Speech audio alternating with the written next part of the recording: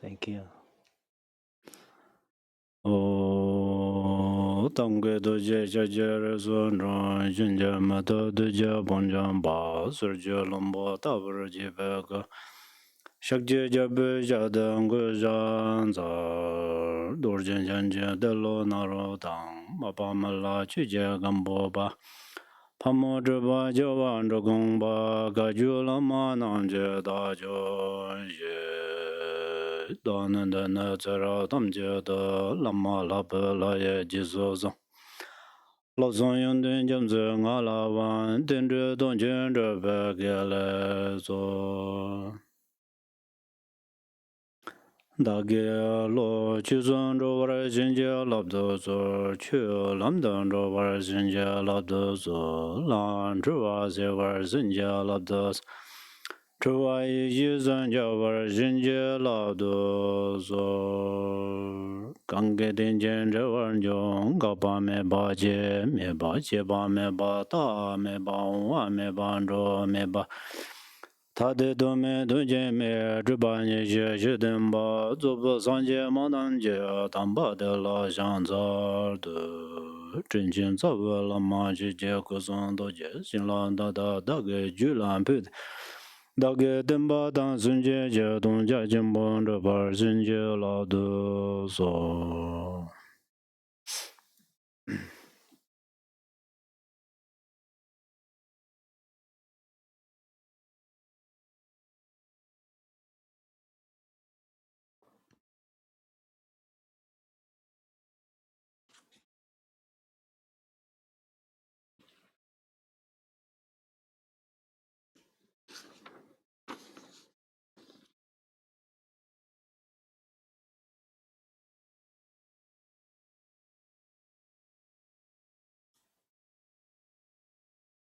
Okay, so I am going to teach 7 branch.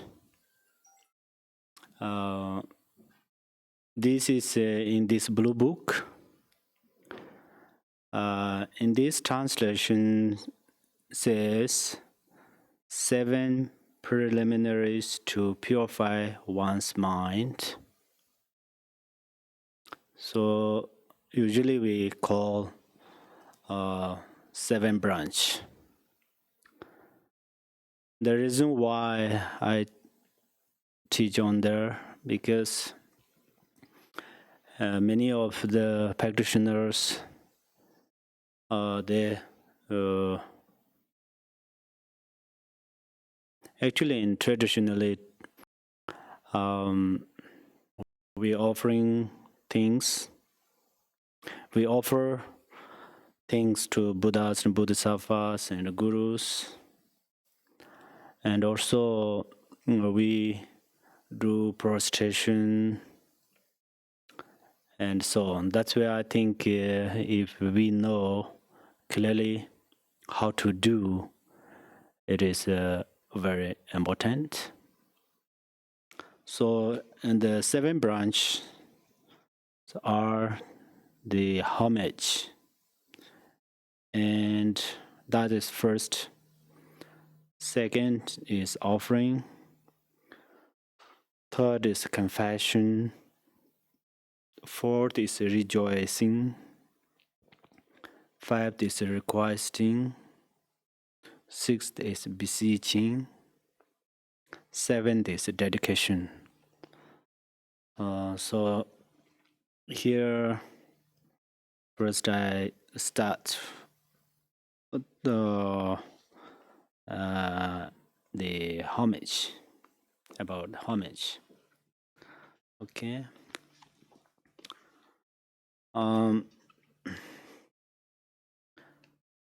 Homage. If you have this blue book, this page 52, with purity of body, speech, and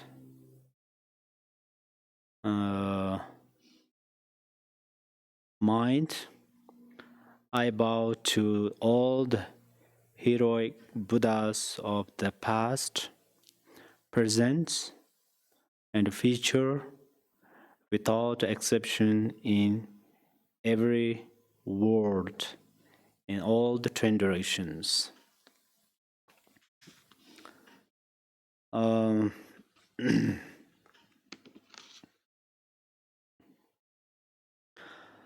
So first, I will explain the benefits of prostration through some story. These stories are these stories are not just regular stories, because this story really happened when Buddha was in India. So I think if I share some of these stories with you, it has great merit. So that's where I share about the story. So first, I will explain the benefits of prostration within this story. Okay.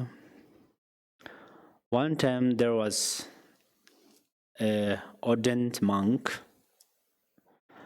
who prostrated to a stupa containing some of Buddha's hair,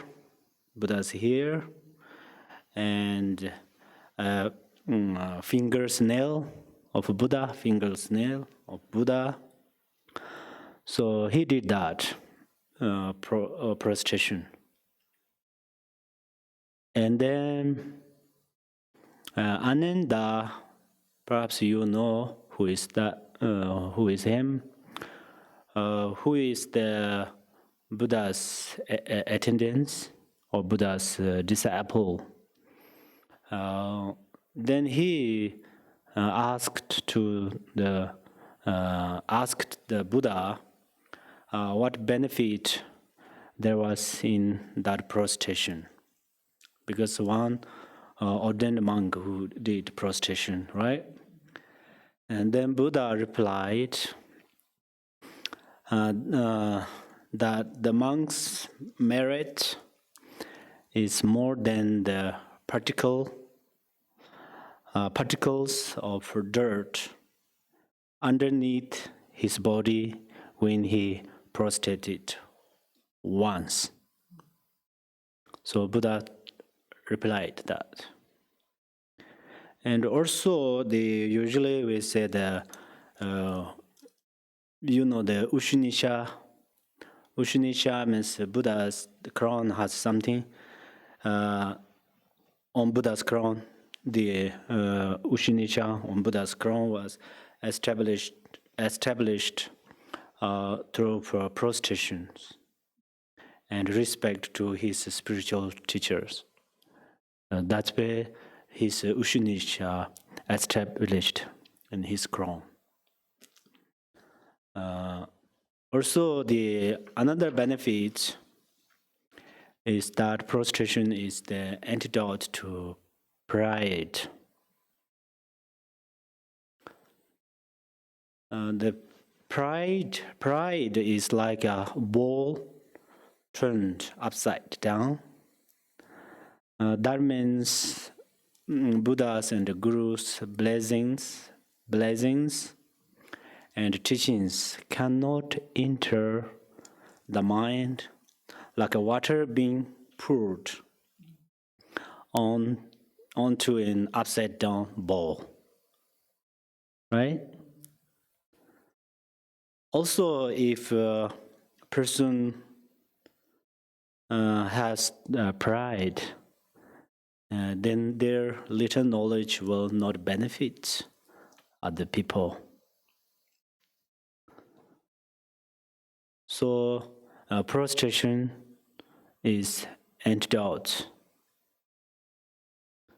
to pride. Then there are seven different kinds of pride. First, I would like to introduce them. First is pride of self-respect. First is pride of self-respect, which means believing that you are better than those below you. This is the pride of self-respect, because we have to know what are them. Otherwise, we don't know. When we arise kind of afflictive emotions, we have to know what is that, what is them, and then we can bring some antidotes, and then we can purify before we made bad karma, right? Then second is excessive pride. If you don't understand clearly through this name, I couldn't find suitable words sometimes. So, but I think you will understand through the explanation. Don't worry. Do not worry. In order to the excessive pride, which means believing yourself to be better than those who are higher than you. Yeah, sometimes it happened. Who are the higher than me, still I think, oh, I'm higher than that through my knowledge or something else. You know, that is pride. This is the, okay. Then third, pride is overbearing pride, overbearing. So this is believing you are the best. I'm the best one. Just thinking like that.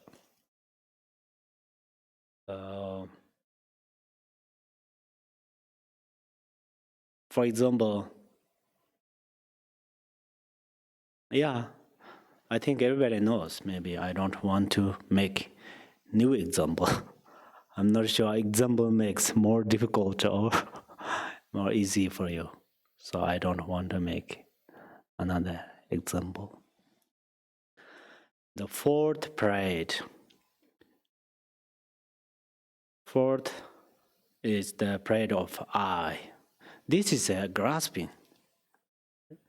The I, the believing that the five aggregates are I. That's yesterday, before yesterday, I mentioned it about the how how to say the five aggregates. We identify these five aggregates are I. So then we always think, oh, I is exist. Buddha said there's no I. But then we think there is I. That's where I am something, my. When we have I, the identifier of I, then we have my. So fifth is the pride of self-accessment. Discourage or encouragement? Discourage. But pride and courage is very different. So the prostration is not the antidote to courage. So wisdom is so important, right? Otherwise, we cannot make sense between the courage and the pride.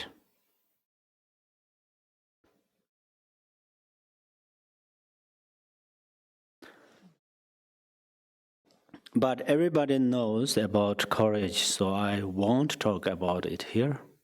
Everybody knows about courage. And then these are in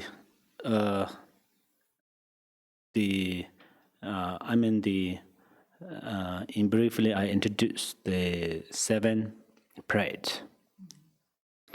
And then here what I went to teach on is physical prostration first, then mind prostration, and then speech prostration.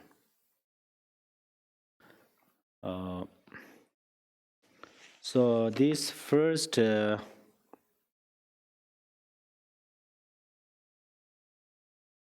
okay.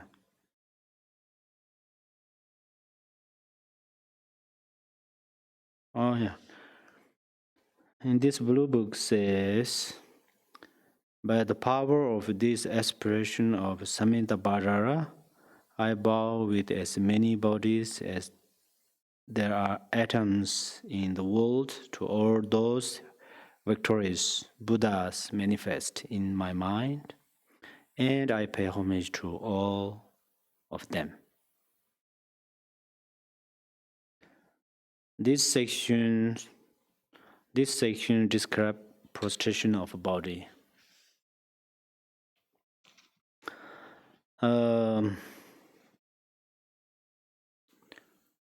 So the first you join during the prostration, physical prostration. First you join your hand. First you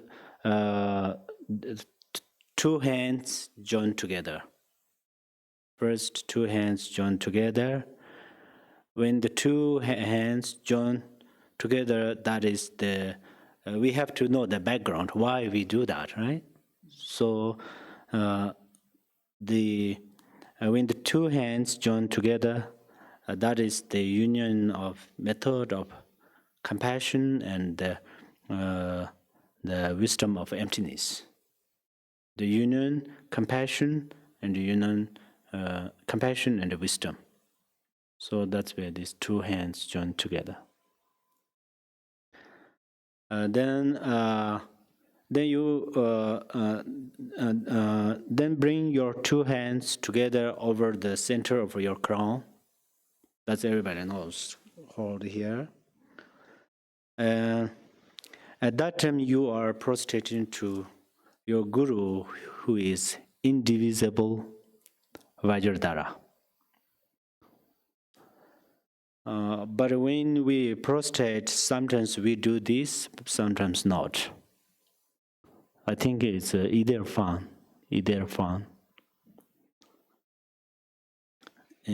is your choice, okay? Not always. I cannot. I don't want to say this is necessary always. But when you join two hands together, don't make them flat. Many of us, sometimes I do. I'm actually, I did that many times. So we don't make them flat like this. Keep your middle fingers a little apart, blossom, like a lotus, a little bit open. That means, and then you how to say, you can open a little bit inside. Compassion Buddha, he holds compassion Buddha, it holds the jewel. That's called wishful feeling jewel. So similar, we do that prostration. And sometimes it says when you hold two hands together, you don't look right, left, something like that. You concentrate, you focus directly towards where are you prostrating. Next, you bring your hands to your forehead, right? Forehead, everybody knows there. You bring your hands to your forehead, where you purified non-virtues of your and all mother thinking beings bodies, and you received blessings of all Buddha's bodies. So that's where we first do there. And then bring your hands to your throat. There you purify the non-virtues of your and all mother thinking beings' speech. And you receive the blessings of all the Buddha's speech. That's where to hear. It's like that.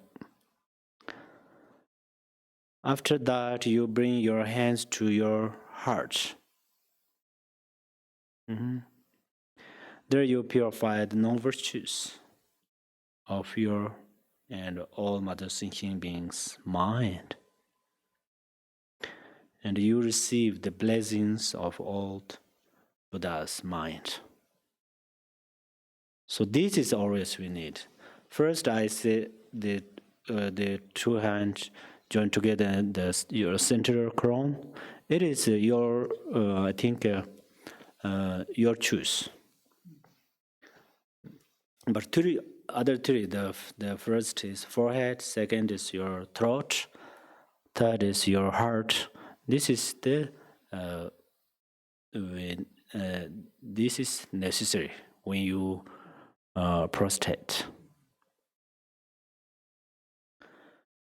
And then you, after did three of these, right? And then you pull your hands apart. That means you open your hands apart, and then you visualize that through your wisdom and compassion, you are helping all mother thinking beings. That's where you open your arms and your hands, open or apart. And then you place your knees on the ground. It purifies afflictive emotions and intellectual obscurations. I think if you did not learn about the philosophy, maybe you don't know what is the difference between the afflictive emotion and the intellectual obscurations. Perhaps you know. If you already know, very good. If you don't know, just in case, I will share about this. So, afflictive emotion is a gross obscuration. Gross obscuration. It obscures the minds of lower practitioners.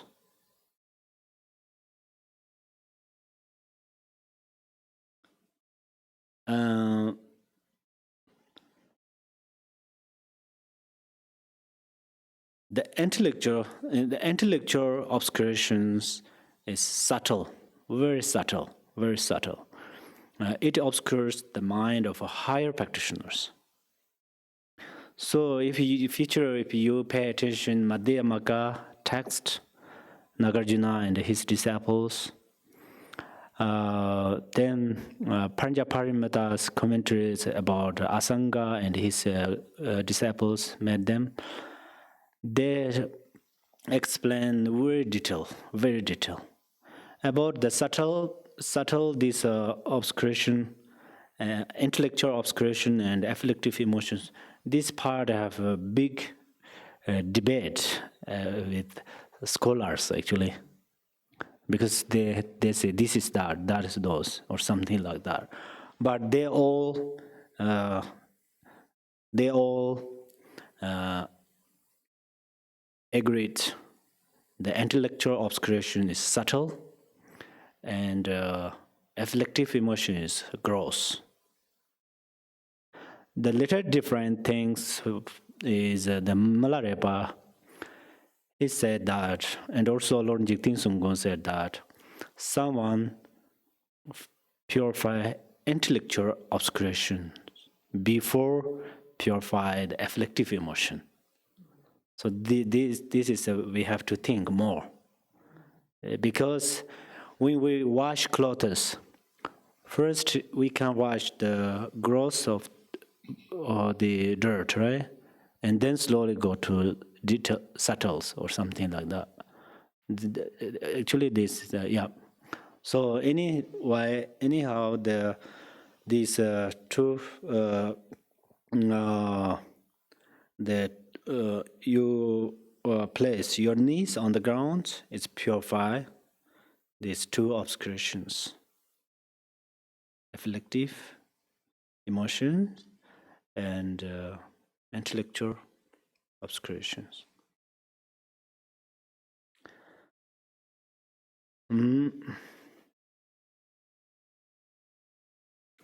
Then you place your hands flat on the ground, right?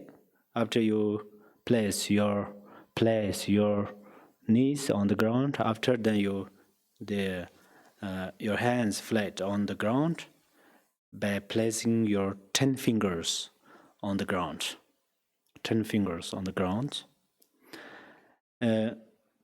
You plant the seed of attaining the 10 bhumis. 10 bhumi. 10 bhumi, yeah. So these 10 fingers, in order to 10 fingers place on the ground, that time, then the plant the seed of the attaining the 10 bhumis. Of course, you would like to know what are them, but I don't. We don't have. Sometimes, if I try to teach very details, sometimes that does not make clear for you, to you or for you. So, if you would like to learn about the 10 bhumis, also you have to learn Buddha's Suttara and the Vajrayana, those texts. From them you can learn, you will understand. You can learn from the text, but you have to arise from your mind. These are the qualities of our Buddha nature. Right now, the two obscurations obscure them. So anyhow, the 10 bhumis are the qualities of realizations of practitioners who have transcended samsara. Who have transcended samsara. And then these 10 bhumis, step by step, arise from our mind. Like a sunrise from the mountain. Before sunrise, we have, I don't know that now, I forgot, I learned, I forgot. So dawn or something, and then slowly getting light and so on. So similar like that. Through our practice, these 10 bhumis arise step by step until 10. Next, you touch your forehead to the ground. You touch your forehead to the ground. This creates the cause for attaining the 11th bhumi. 11th bhumi is the stage of Buddhahood. When we become 10th of bhumi, and then after that, the next bhumi is the 11th, and Tibetan called Kundu.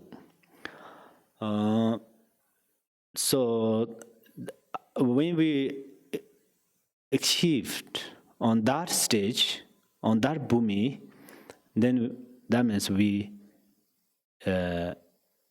became enlightened.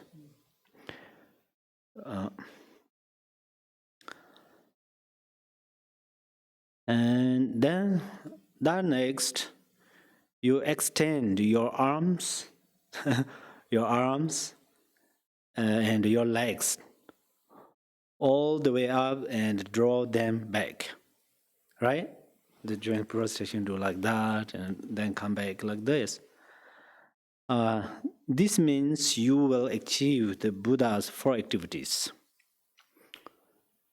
because you have 4 arms, 2 hands, 2 arms, and 2 legs.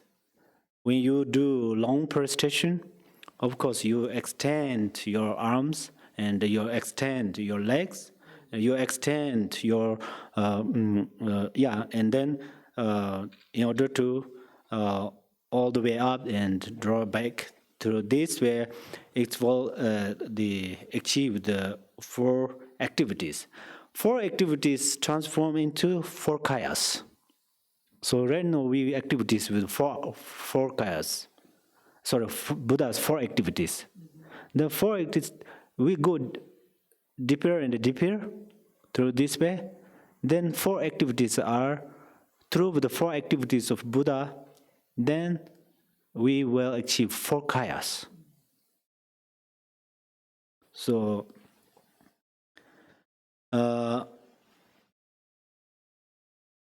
then I think you know 4 activities, right? Everybody knows the Buddha's 4 activities. But I just tell you them. That these are the pacifying, and enrichment, subjugation, and then wrathful. Wrathful, many people, a little bit, many new practitioners, they asked me often why we have these wrathful deities, wrathful activities. Wrathful means not harmful. This is the method, special method to bring your special method to draft, special method to bring your attention towards nirvana. So this is not harmful activities. Usually, I think sometimes we also say the peaceful, empowerment, wrathful, and extend. Yeah, I think it's different translators using different words for them. But if you know what are them, I think then, of course, you can analyze which vocabularies are suitable with them. Okay? So understand, right? 4 activities: pacifying, enrichment, and then subjugation and wrathful.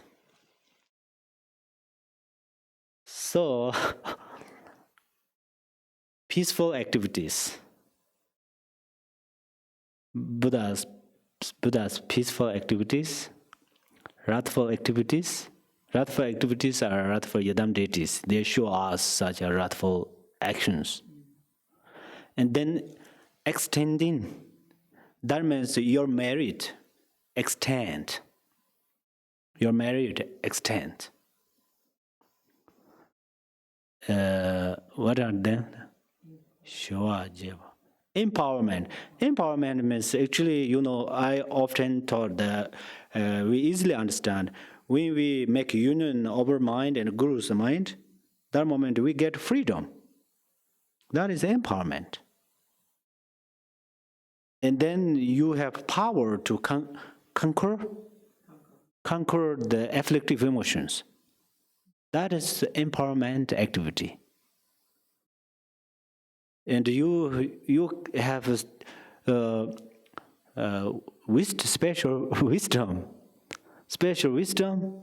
This is also the empowerment activities because you can purify ignorance. If we have ignorance, then we don't have an idea. We almost like stay in the very darkness room. So we don't have an idea, even though we don't have an idea where is the door of that house. Where we go, we don't have idea. But we have wisdom, and then we knows everything. We knows about the cause and effect, and we know cause and effect, and we know a lot of things. So that's where, yeah. I think now you understand about the four activities of Buddhas. Okay? And then the next you, I think curl, right? You curl your spine and extend it up. Span. It's span? Span. Yeah, when you do prostration, of course, it's you do go down and stand up and down like these activities. This helps you. This helps your channels become free of knots, free of knots, and then wind travels well. So the channel and the wind, they are interdependent each others.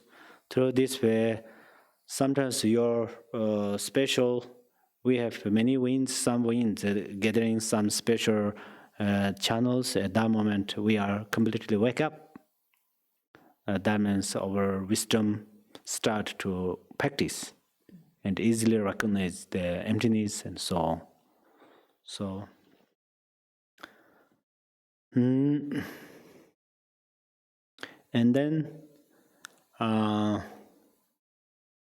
yeah, I mean, the wind travels well through the central channel, and you have many profound realizations. Many profound realizations. And that helps you say goodbye, samsara.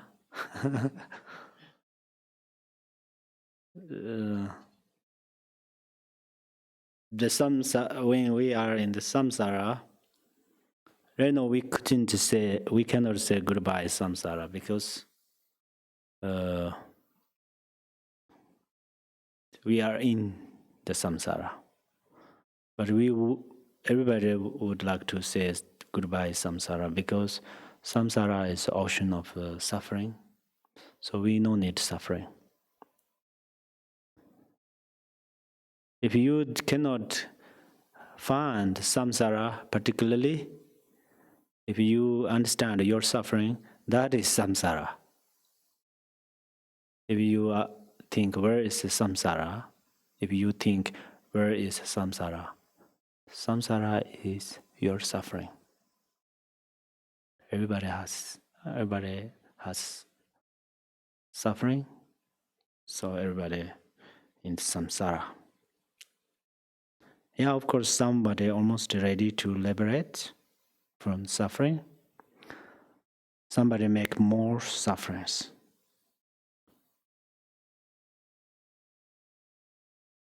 Okay.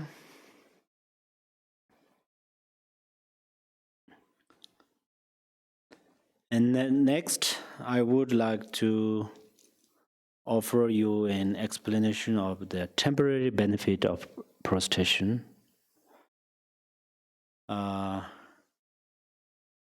Of course, everybody knows it keeps you healthy, and also many people recovered from disease doing prostration.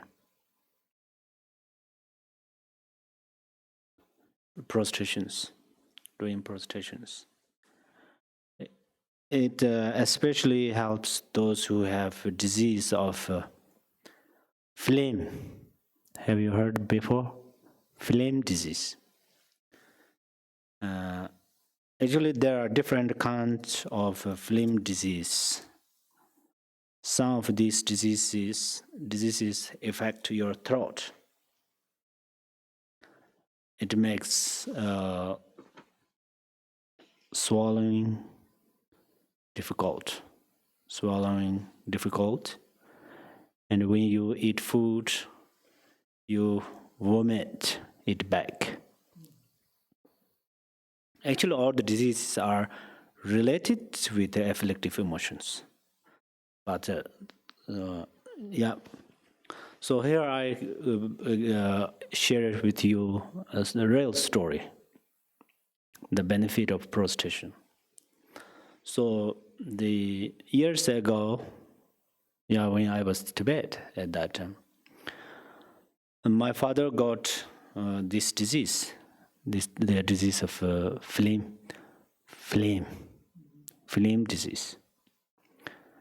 So he went to prostate around stupa.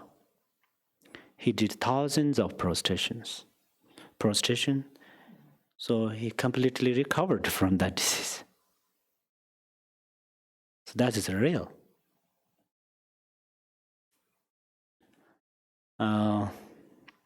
So my suggestion is, if you can prostate, it will help you be physical in shape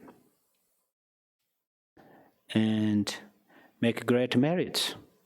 So already I taught you that 10 Bhumis, how to achieve Buddha's 4 activities,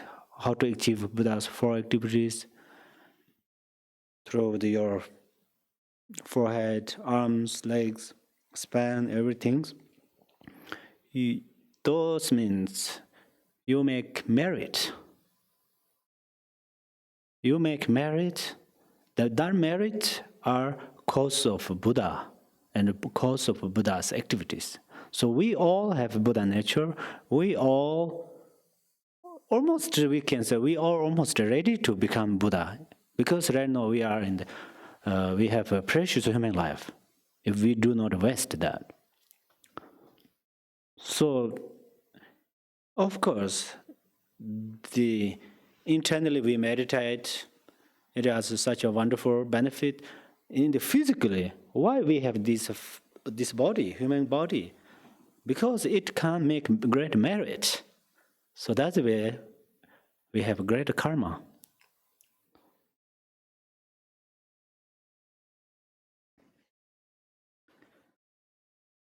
Also, in text, it says, whoever prostrate to the 3 jewels, Dharma protectors, will rejoice. So, because they promised to protect Sanghas and Dharma practitioners from the Shakyamuni Buddha, from the wonderful gurus, Guru Pema Sambhava, and so on. They already promised. They keep Samaya very clear. What they promised, they do it. They do that. So they already promised from them, I will protect your followers, right? Your disciples, if they do good, if they do good job. If they do not do good job, then they cannot protect. This is karma. For example, the sun is came in the sky.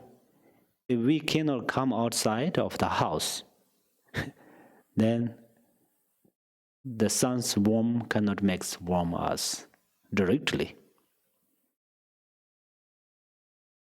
Indirectly, a little bit helps, but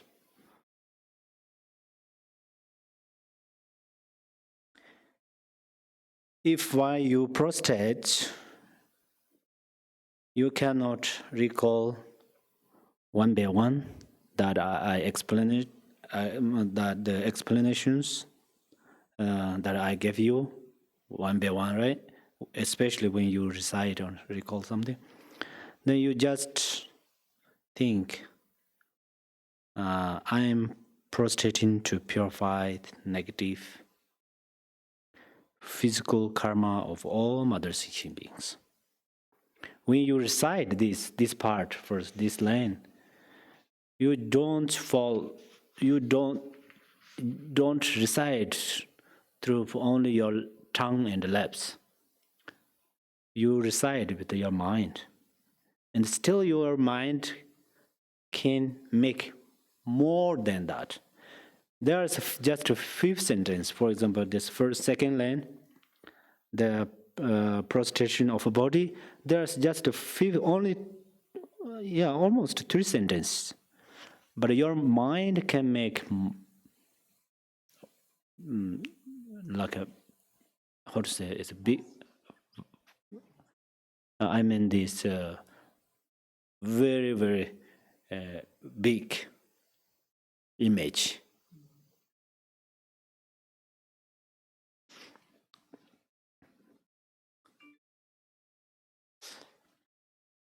Okay.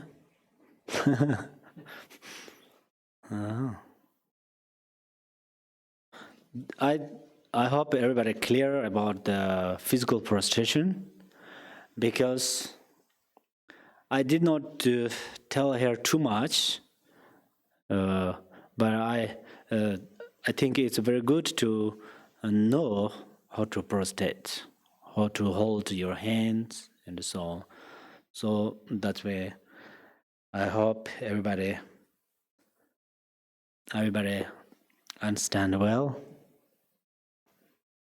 Okay. And then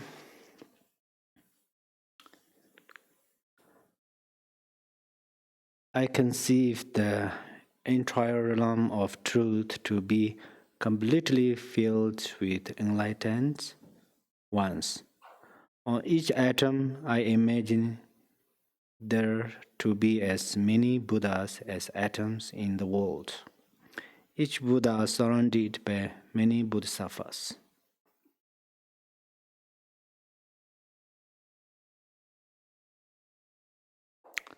So, when we prostrate, we do not prostrate to empty space.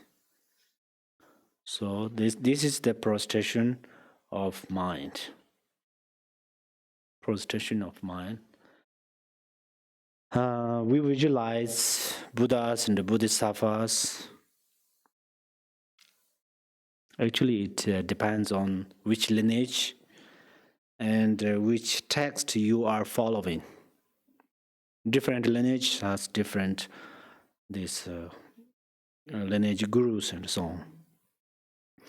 In general, when you prostrate, you visualize Shakyamuni Buddha.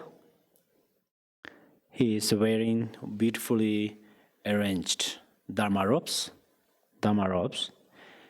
In his left hand holds a begging bowl on his lap. His right hand is resting on his knee. His body is radiates brilliant golden colors. His face glows with bodhicitta. From his mouth, you continuously receive Dharma teachings that you visualize. His Dharma teaching is like don't commit any single non-virtues.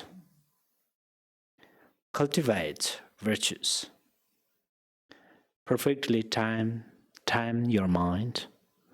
This is the Buddha's teaching, like that. And also, of course, you whatever teachings you would like to receive. Then Buddha gives them, and then you visualize all of, and then you visualize all of space in the 10 directions, fields with the Buddhas, just as a clear night sky is filled with stars. 10 directions. And every space full of Buddhas and Bodhisattvas.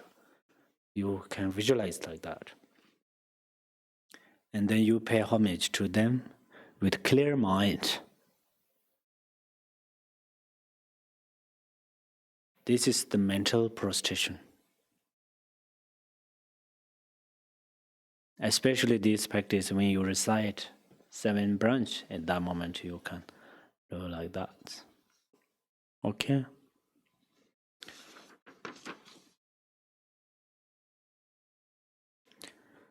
And then, okay. What is that?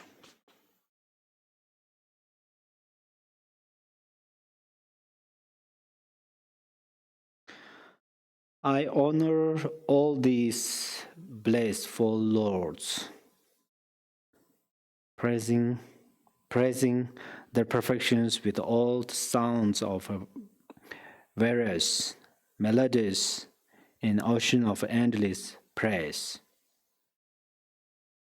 Praise. This is the prostration with speech. There are 3 prostrate from 3 doors, right? Body, speech, and mind. The prostration with speech means praise. You praise. That means you praise the Buddhas and the Bodhisattvas qualities. Actually, all of these prayers are for them. We pray many texts, many sadhanas, because we praise them, praise the Yidam deities. And then we receive back merit from them. We receive merit from them and purify the non-virtues, bad karma. We purify obstacles, we purify disease. So I just bring here the example. Actually, this is a praise of Buddha by Nagarjuna.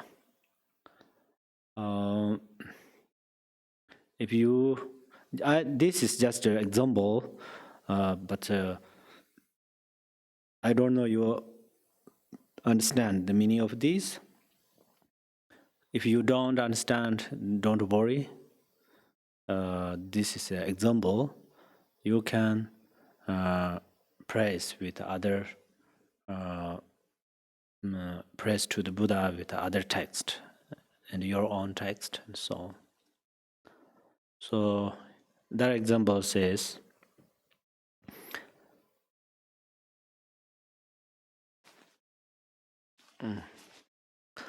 that which originates through dependence, this you maintain to be empty. That no independent entity exists. You, the pearlies, proclaimed in lion's roar. Yeah, this is a praise of the Buddha by Nagarjuna. And also you can recite 60 branches of melodies praising Buddha's speech. These are in the Paranjana Parimata text, and other many texts have them. These 60 melodies of Buddha's speech. And then you will understand how great are the qualities of the Buddha's speech. At the same time, we make great karma. Well, we have those melodies. When we become, in the future, we become Buddha, we have those things. But we need the cause of that. That's where right now we praise to Buddhas through the 60 melodies, speech of melodies, 60 branches of melodies. So right now we do those practices, then we will get there.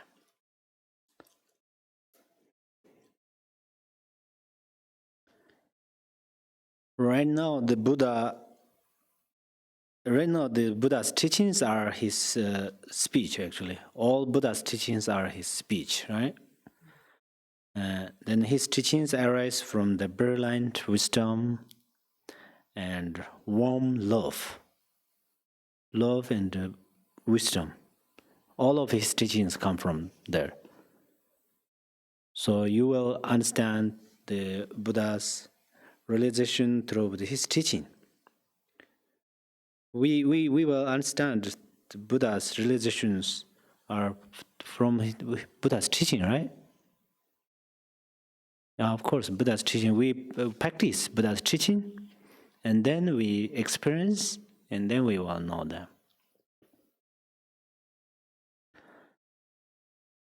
And once you believe in the Buddha, and having understand his qualities, then you will become a practitioner of a higher capacity. The higher capacity means you understand clearly, and then you practice on that.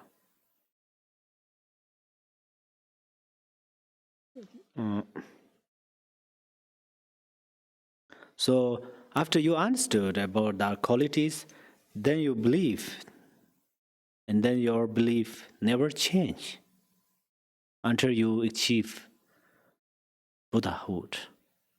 Your belief never change. Otherwise, it's possible sometimes change our belief.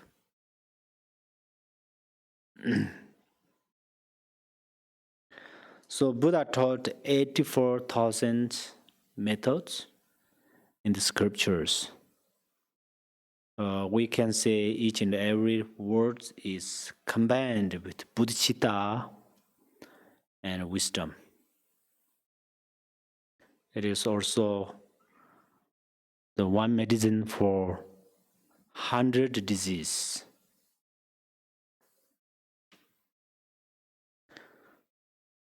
So these all the diseases are related with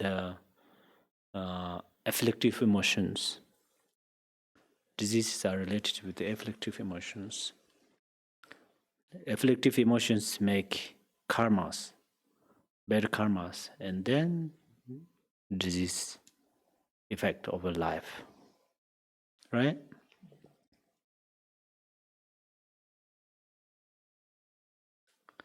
So if the Buddha's teaching purify afflictive emotions and intellectual obscurations, then there is no disease. Because there is no cause of disease. If there is no cause of disease, then there is no result of disease.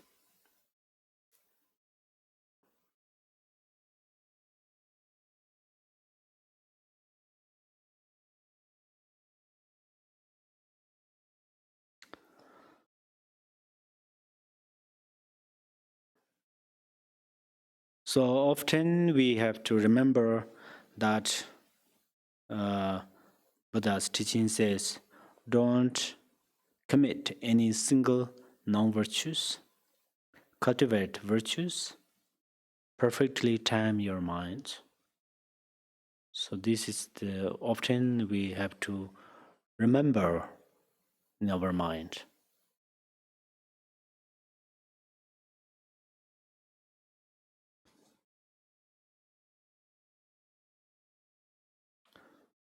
So if you don't honestly means if you don't have opportunity to study it, with many Dharma books. It doesn't matter.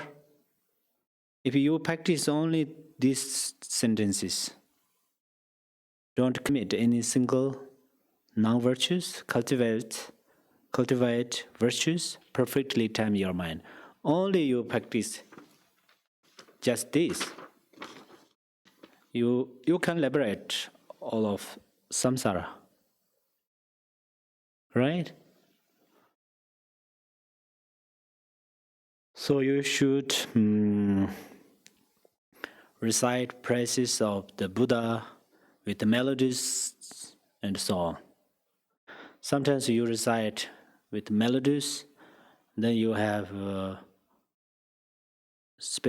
you can arise the feeling, and you then through this way you have more opportunity to visualizations.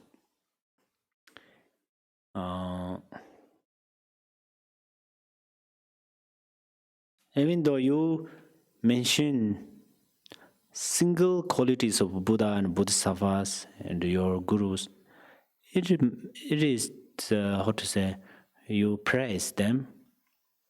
That means you praise them and you prostrate to them, and it reduces your non-virtues of speech. So this is how to pay homage with your speech. But to have a devoted mind. To have devoted mind is very important with prostration and praise. Usually we discuss body, speech, and mind, right? But today this translation, we have a body, mind, and speech. I think that is all okay. Because the devotion mind, the devoted mind goes with prostration and praise. So, yeah, the mind is very important. Mind. Sometimes when you recite the 7-branch prayer, you cannot prostrate physically. You cannot. But you should visualize. You should visualize. That is very important. But you shouldn't visualize yourself alone. Instead, visualize all mother sentient beings prostrate together to all Buddhas. When you do prostration, at that time also you don't think, oh, only by myself I'm doing this prostration. You don't think. You should think all mother sentient beings prostrate together. Okay?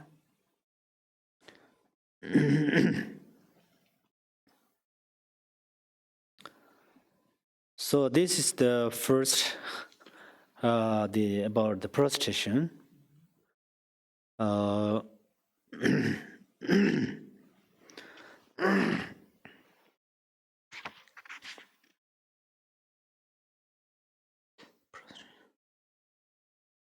Then offering. Second branch. I offer to those heroic Buddhas the finest flowers, garlands, music, and ointments, excellent canopies, choice lamps, and the best incense. I offer as well to those victorious ones the finest area of all excellent things, the benefit robes and fragrances and heaps of sweet-smelling powders as higher as mountain mirror. So in the offering has two: the regular offering and then I think unsurpassable offering. So this part is the regular offering. So first I talk about the regular offering, okay?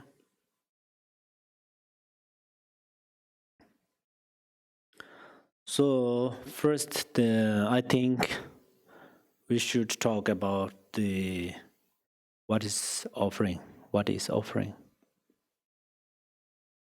The offering is the antidote of stinginess. Stinginess and offering. So, and then offering has two classifications: regular offering and unsurpassable offering. The regular offerings are, for instance, jewels for Buddha's crown, and Paris for the Buddha's throat, turquoise for the Buddha's ears, coral for Buddha's chest, gold for Buddha's arms, silver for Buddha's wrist, and then diamonds for Buddha's fingers. It's the Sambhogakaya has like these decorations, right? Why do we offer these things? It is not because Buddha need them. It is because these things are so expensive. And so it is very difficult for us to give them. Because we have a lot of grasping to these things. So when we offer them with pure mind, our stinginess will be purified.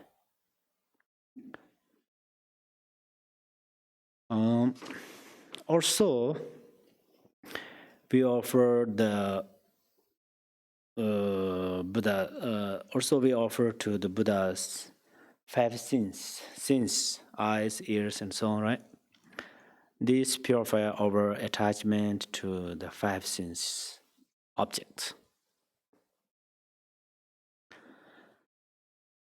Also, there are other offerings such as water for washing Buddha's feet, cleansing water for Buddha's path, garland flowers to Buddha's body, incense for Buddha's nose, light for Buddha's eyes, and sweet water for Buddha's drink. I don't know right now, most of us take care about sweet drink. But Buddha has no problem. Buddha already liberated from the disease of sugar, so we can offer him lot of sweet. And then delicious food for Buddha's tongue, melodious music for Buddha's ears. So what we need, then we offer it to the Buddhas and Bodhisattvas. Right now I bring Buddhas, but then Bodhisattvas into song, okay? We also offer water, some offering 7 bowls. I'm going to talk a little bit about this part, actually, today. This comes from when Buddha was born, the seven bowls. I'm telling about that, not logically, okay? If you debate with me, then I don't know, maybe you, okay, but I mean why we offering 7 bowls? Why are we offering 8 bowls? Why are we offering 8 more bowls?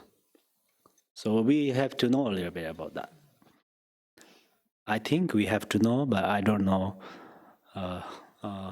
You think or not?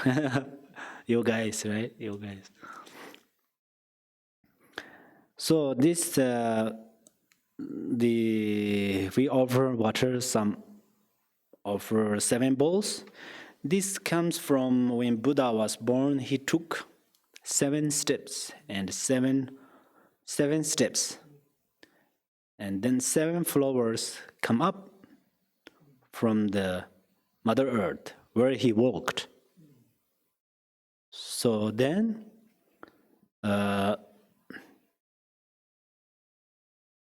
that's where I think this we offering 7 bowls. But of course we offer 8 bowls. 18 bowls, 16 bowls, right? 2, 8, 16 bowls, of course. So the 8 bowls, first I talk about 8 bowls. Some offering 8 bowls. This tradition is stems from George Atisha came to Tibet. He saw 8 qualities in the water there. 8 qualities water there. When he told the Tibetan people that they could accumulate great merit simply by offering the water. He told to his disciples.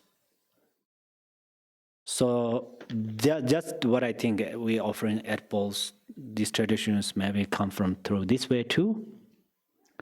And of course there are 8 offering things. We have 8 offering things. So through this way also come. So different ways, good ways come about this. So I think you would like to know 8 qualities of that water. Then he mentioned it, there's 8 qualities of that water. First is cool. This is actually what all water, right? Cool. Second is sweet. Then third is brings lightness to the body, lightness. Then fourth is the smooth. Fifth is clean. Sixth is odorless. Seventh is gentle on the stomach. 8 is benefit the throat. If single that water drink, who drink this water has that qualities. Who mentioned it? So that water that water gives us kind of this benefit. Then if we offering that to Buddha, then we have great merit. But you can offer any numbers of bowls. You can offer any numbers of bowls. How many numbers of bowls is, I think, much better. For example, in Buddha Gaya, we offering many bowls, right? Many bowls.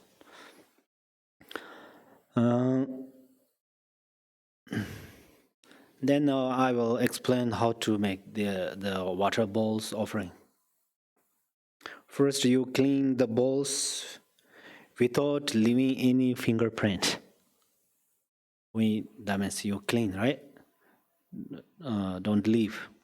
Without leaving any fingerprint, you put the bowls in the place in front of the Buddha's statues or images or so on. If the bowls are small, you place them one barley grains length apart. That makes sense, right? If the bowls are big, then place them 1 finger's width apart. But it's depend on your bowl size, how far. Then don't put them too close. Too close means to touch. Something is touch, something is separate, not like that. The too close is cause of a decrease in wisdom. So some balls touch each other, some balls separate each other. It's not okay. Don't put them too far apart, balls. then this is the cause of the separation of Dharma friends and close ones. Keep them very straight. This is the cause of honest and behavior. Your behavior is honest, like something. The life is going very good way. Life is going like straight, peacefully and happily. And when you pour water into the bowls, start from Buddha's right arm. Okay? When you first start to pour water, only pour a thin stream. So during the water offering, automatically you practice shamatha, mindfulness. Automatically, you don't want to particularly do it. When you pour water, thin stream like that, that means your mind focus on there, right? In the middle, pour a thicker stream, middle, and then again pour a thin stream. So there are some regulations. Then don't underfill, because that will be cause of you having less Dharma knowledge. If this is ball, then you just do half like that. Don't do that. Also, don't completely fill the bowls. It's like a disrespect, right? And yeah. While you offer the water, you can recite on a home and other mantra, your favorite mantra and so on. Actually, when you first turn over each bowl, you need to sprinkle a little water, but instead you can recite on a home. On a home bless them. When you empty in the bowls in the evening, most of the time evening, but sometimes it depends. When you empty in the bowls, then start from left arms of Buddhas, okay? Left arms of Buddha. You can recite dedication prayers and contemplate impermanence. When we do sand mandala, also then we take off. That time we have to visualize impermanence. Same thing. If you pour that water under the tree, it is good, because it can be your offering to the nagas and life of trees. So you generous. Morning you offering waters that you offer. Evening you pull in nearby the trees, it's dedication. So you within only water, you make great merit. Due to your offering, you receive the merit and Dharma knowledge and so on. Due to your dedicate, then of course we need like clothes, food, money, and everything we need right now. Still we need until we become Buddha. So the generosity is cause of that. Nagas are so rich. In the Dharma says Nagas are rich. Then after I came here, I watched TV, the animals, the Discovery, or what is called it. So I saw that the fish, they stay in the cave of the coral, and they stay in the jewels, right? So that's very true. It's really amazing. So like that, the evening we pull that water in the trees, and then be mindful. Oh, there's nagas, there's some life of trees. May they be happy, like that. So then your actions will become bodhisattva's action. And then other things are most of times we heard through the different teachings, but I would like to a little bit talk about the butter lamps. Butter lamps. So if you would like to know a little bit about that, so here I will tell you a little bit about the butter lamps. But the most of time we do not make butter lamps offering here in some, because this day we have beautiful electric lamps. Actually, this is fun. If you don't have butter lamp, it's no problem. Because electric lamps are such a beautiful. So both is okay in the Dharma tradition, the Dharma practice. But I will talk on butter lamp a little bit. So the cup of butter lamp is full of melted butter. Nicely melt, okay? Melted that butter. Then this represents the accumulation of generosity. And the wick, right? Wick is put into the place very strongly. So that it is immovable. This represents meditation. The top of this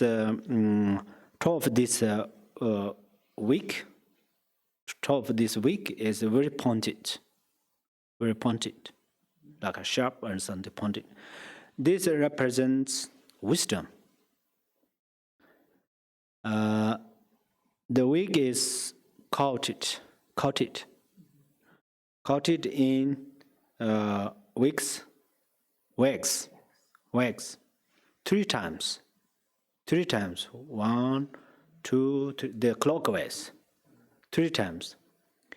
Each coat represents one of these 3: diligence, patience, and discipline.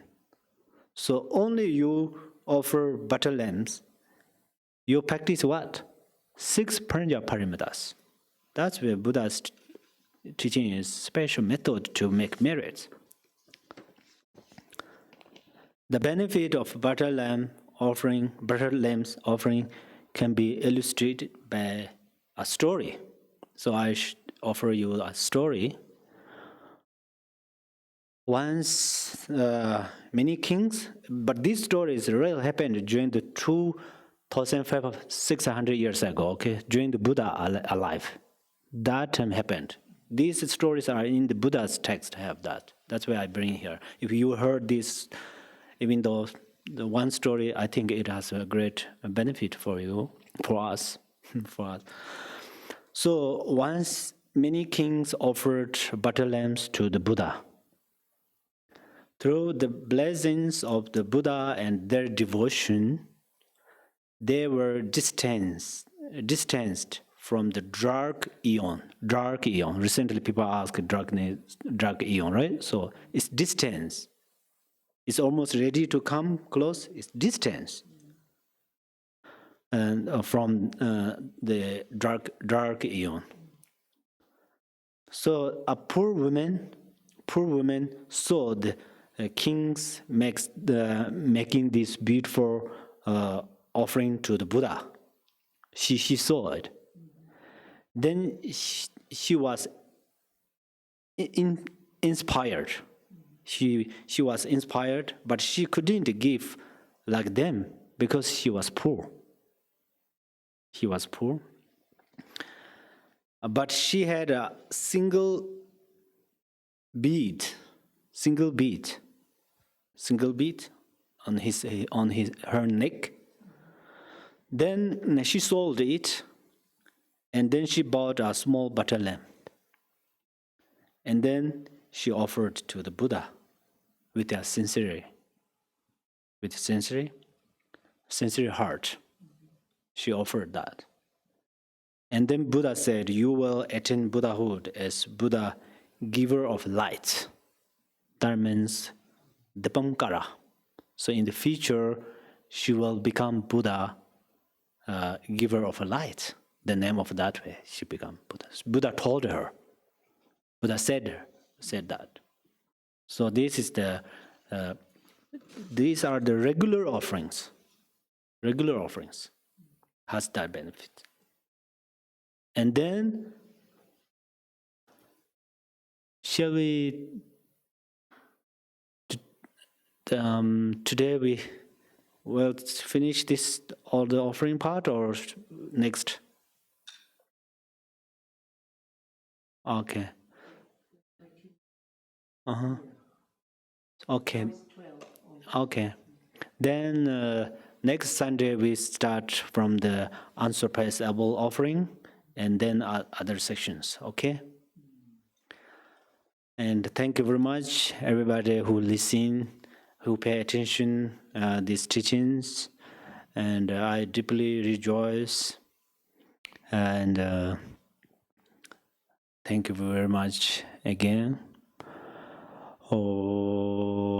Sunam Daya Tamje Zebani Tovani Danan Banzen Jigai Nanja Balon Doba Ziban Zolen Doa Doa Jo Pama Sinjin Damje Dedan Danger Jing Enjoy Damje Dada Dongmar Sancho Zamba Ganda Zarjo Ba Dedai Kunje Molan Ba Jo Chancho Zimjo Rambo Je Maje Banan Jejer Jiba Nyamba Meba Ye Gong Gong Bewa Jo.